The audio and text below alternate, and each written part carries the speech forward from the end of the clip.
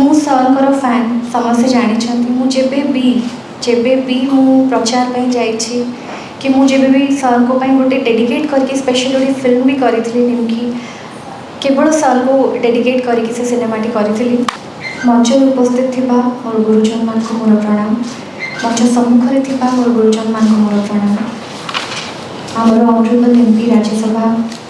doctor Sasmit पात्र sir को मोर प्रणाम डॉक्टर प्रियव्रत माझी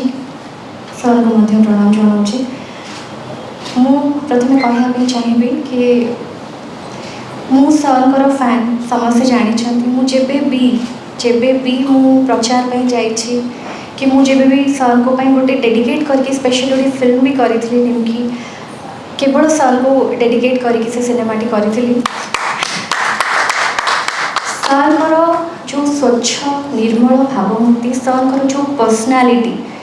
सेटा मत सब बड़े इंस्पायर करी सरकर गोटे बहुत बड़ फैन जेबेठू जानी सर को सेबेठू ही फैन होकर सबुठ बड़ क्वालिटी से बहुत सिंपल मनीष